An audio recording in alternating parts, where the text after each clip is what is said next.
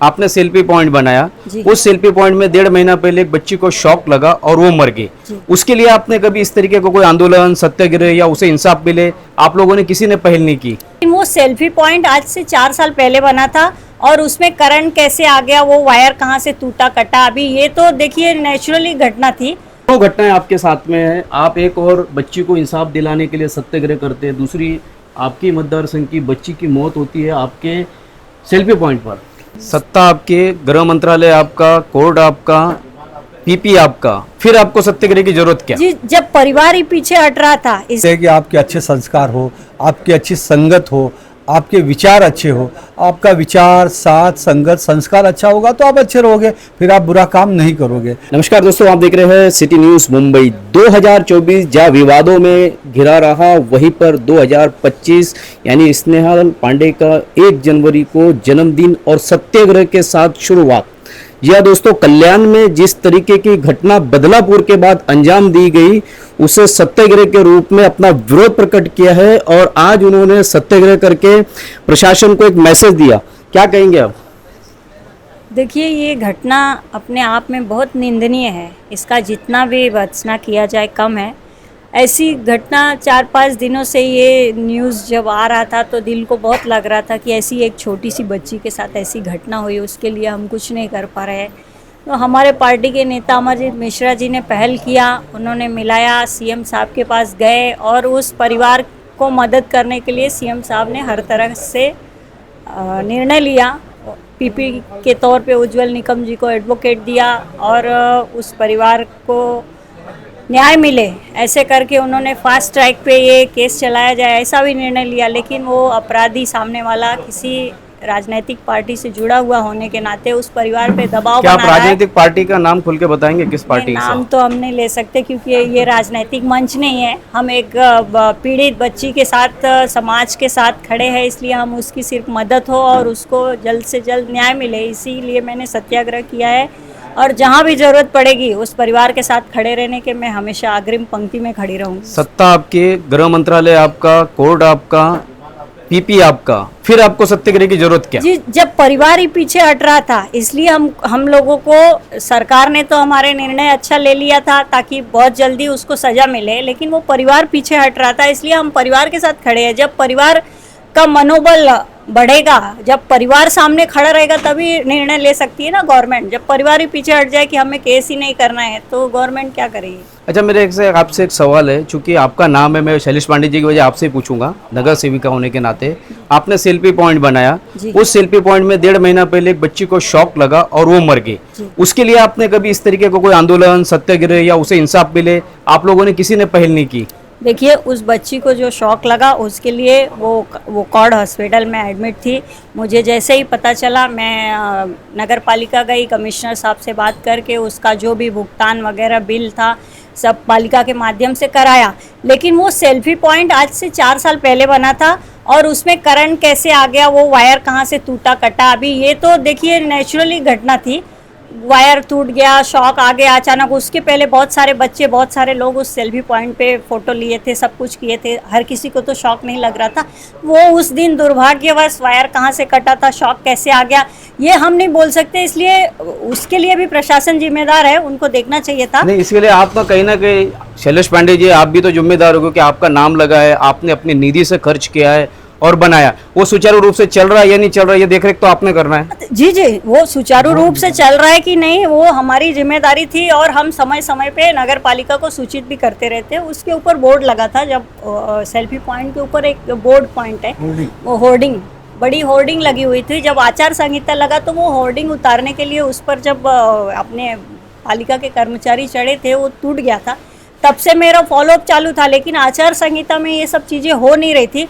और शॉक तो उस एक दिन कहाँ से कैसे आया था, ये तो शॉक की आइडिया नहीं थी ना। शॉक तो वो बोर्ड उतारते टाइम टूट गया था सेल्फी पॉइंट थोड़ा, वो तो आचार संहिता लगा था तब से शुरू था। शैलेश पांडे जी है जो कि इनके पति है, बड़े कार्यकर्ता है और भाजपा के प्रवक्ता। क्या कहेंगे आप? दोनों घटनाएं आपके साथ में है, आप एक और बच्ची को इंसाफ दिलाने के लिए सत्याग्रह करते हैं, दूसरी आपकी मतदार संघ की बच्ची की मौत होती है आपके सेल्फी पॉइंट पर।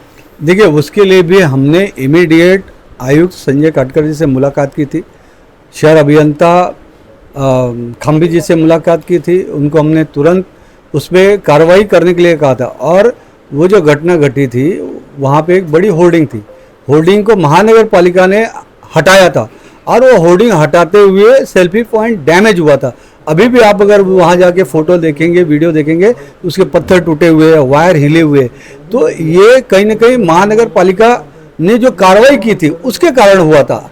लेकिन फिर भी मैं कहता हूँ बच्ची बच्ची होती है, और वो बच्ची भी मेरे जान पहचान की ही मैं तो ये कहूँगा मेरे बहुत ही निकटवर्ती मेरे मित्र की बच्ची थी।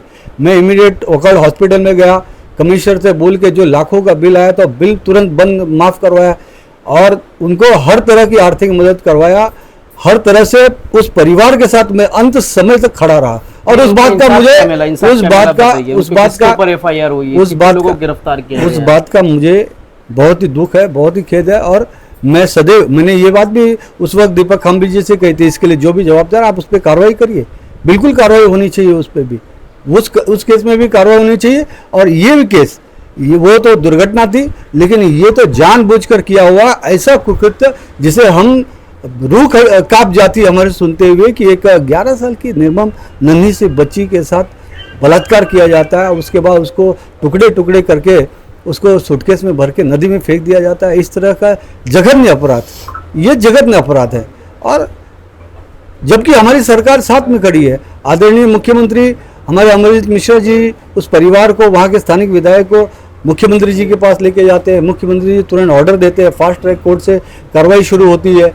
वहाँ पे पीपी जो है उज्जवल निगम को अपॉइंट किया जाता है। लेकिन कहीं न कहीं किसी बाहुबली के या किसी अन्य दबाव के कारण वो परिवार इस समय कमज़ोर पड़ गया है। और वो ये एक तरह की एकदम अलग ही घटना है, इसलिए हम चाहते हैं कि पूरा समाज उसके साथ खड़ा हो, क्योंकि खड़ा होके जो अपराधी है उसको फांसी की सज़ा तक मिले, और ताकि ये इस तरह का अपराध, जघन्य अपराध किसी और भी बच्ची के साथ ना घट सके। ऐसे अपने सभा में बात हुई कि जिस तरीके से बेलापुर में इंसाफ किया गया, इस तरीके का इंसाफ होना चाहिए।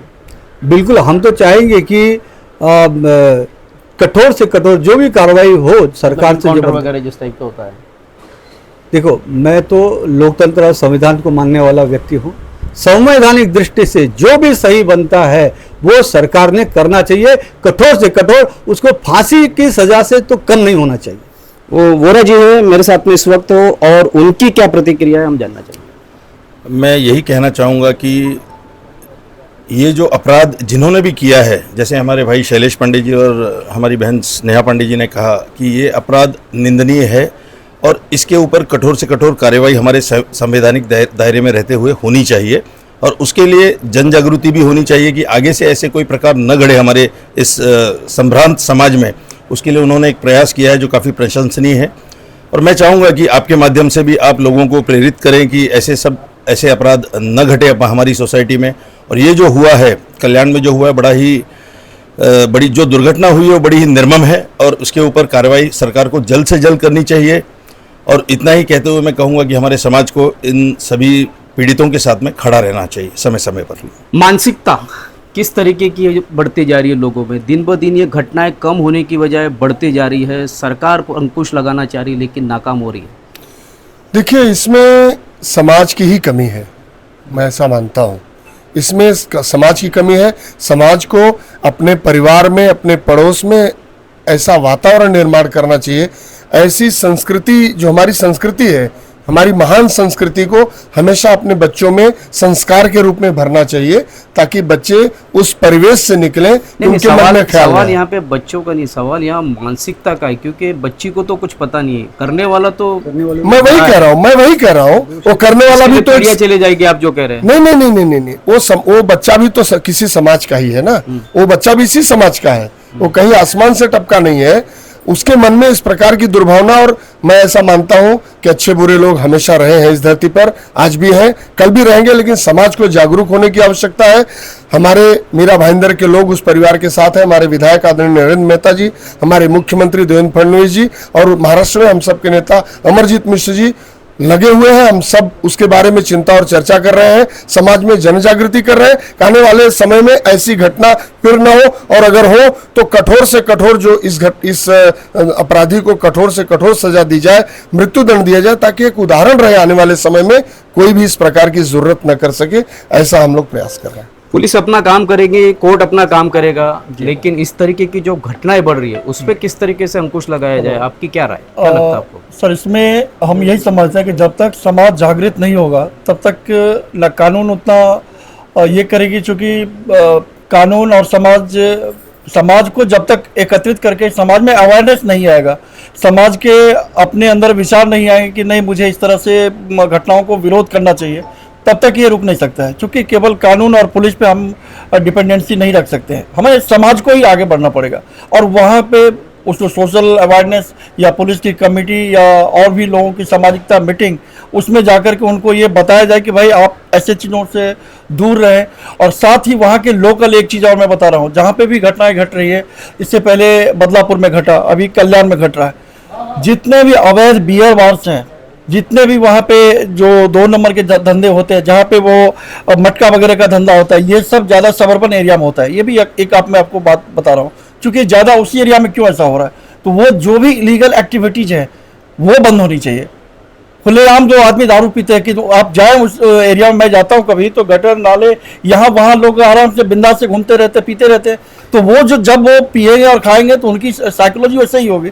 और उसके लिए हर जगह पुलिस उपलब्ध नहीं हो सकती है कि यहाँ पे क्या करे, और समाज का काम है। अगर वो देखता है कि वहाँ पे वो फलाना गलत कर रहा है, उस जगह पे उसको पकड़ के उसको पीटना चाहिए और पुलिस को हैंड ओवर करना चाहिए। मानसिकता के चलते आदमी हैवान हो जाता है और इस तरीके की हरकत करने लगता है, क्या कहेंगे आप? नहीं, इस पर तो मैं यही कहूँगा कि जो घर के सदस्य हैं उनको भी अपने लड़के की एक्टिविटी पर ध्यान देना चाहिए कि लड़का हमारा कहाँ जा रहा है, क्या कर रहा है, और अगर कुछ नहीं कर रहा है तो घर इतनी देरी से क्यों आ रहा है, नशा क्यों कर रहा है। क्योंकि कभी कभी हमने भी देखा है अपने समाज में कि लड़का आता है, चुपचाप जाके आराम करता है, सुबह उठता है, नहा धो के फिर निकल जाता है, कहाँ जाए, इससे अपने पेरेंट्स को कोई मतलब नहीं है।